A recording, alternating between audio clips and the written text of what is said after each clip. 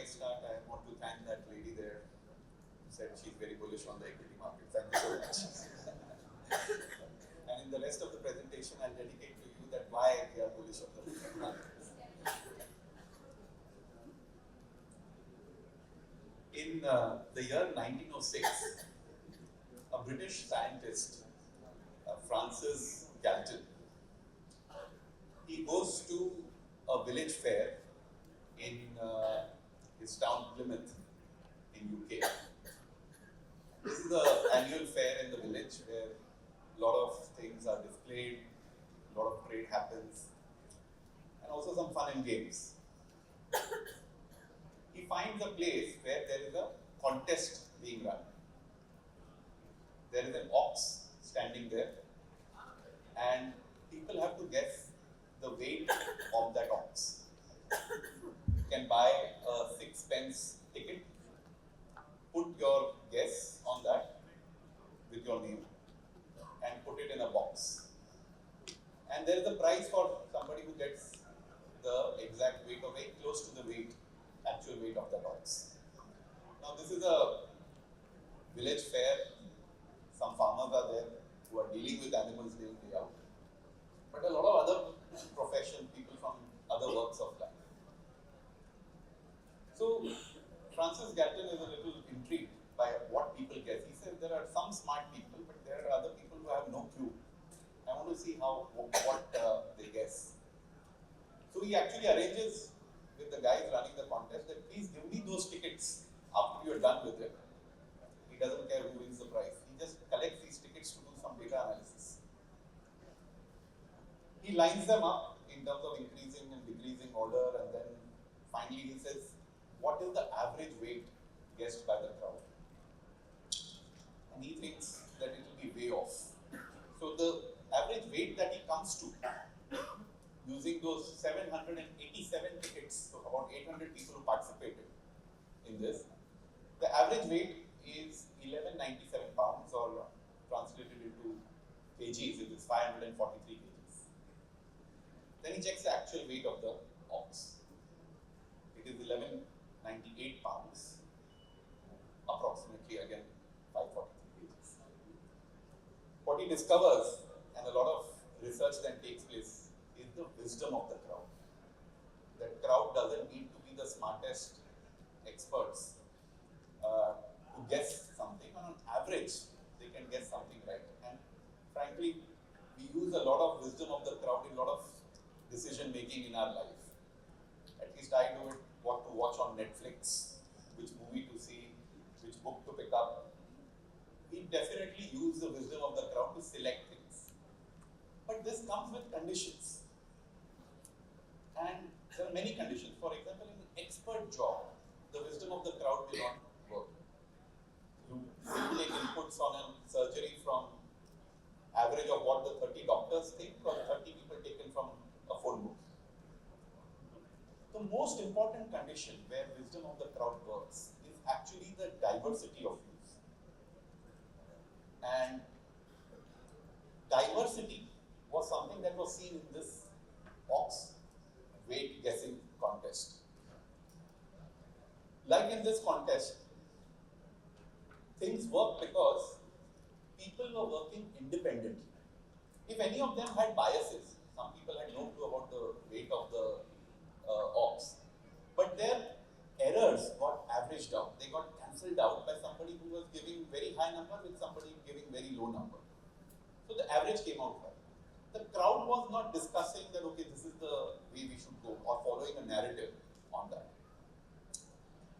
In efficient market hypothesis, these are the assumptions that go in. The markets will always be close to their fundamental values purely because people are very rational, which is not true.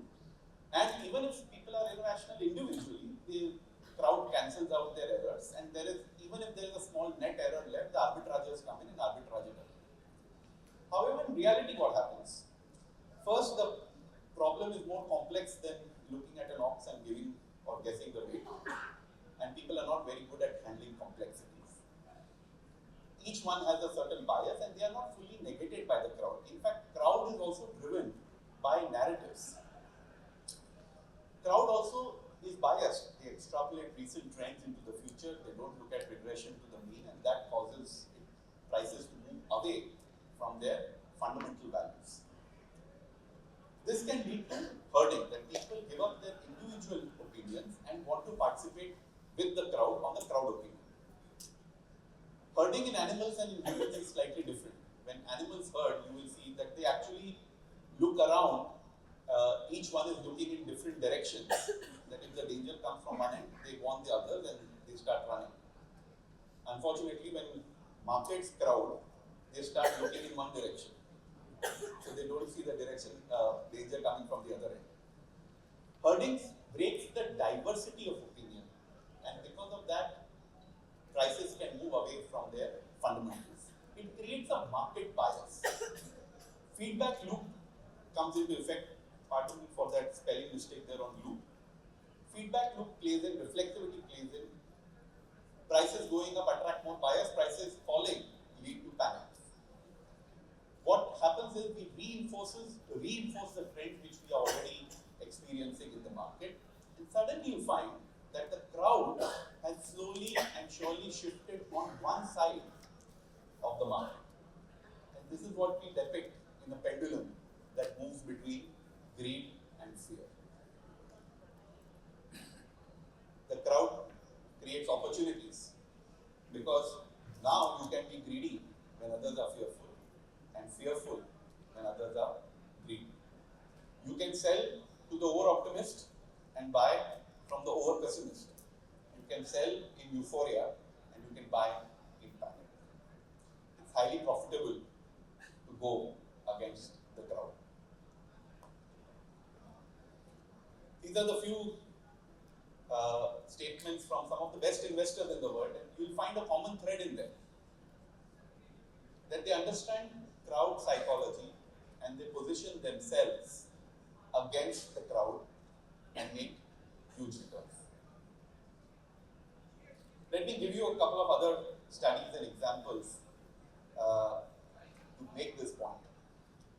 In 1986, Richard Taylor and his student DeBond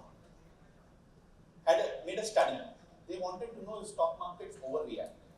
So they created two portfolios to watch. One portfolio was companies or stocks which are underperformers for last 3 years.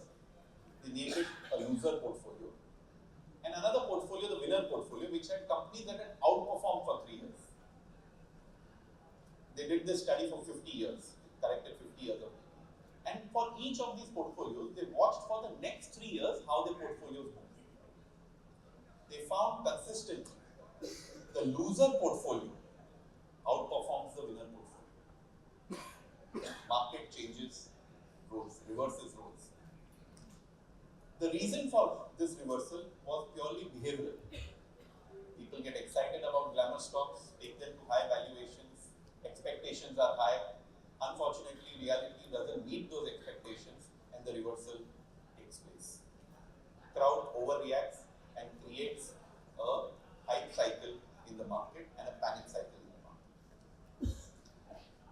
This is a 20-year chart of small caps and large caps. I have taken the NSE Small Cap 100 Index and I have taken the Nifty 50 Index for 20 years. Pardon me for the data, it is only till last month. These days numbers are moving every day and quite sharply. You will find Nifty 50 returns for 20 years compounded is 14.9%. NSE Small Cap 100 returns are 14.8%. Same returns. But now let's look at this chart slightly differently. Here I have divided the small cap index by Nifty. So if the line is going up, small caps are outperforming large caps, and when the line is going down, large caps are outperforming small caps.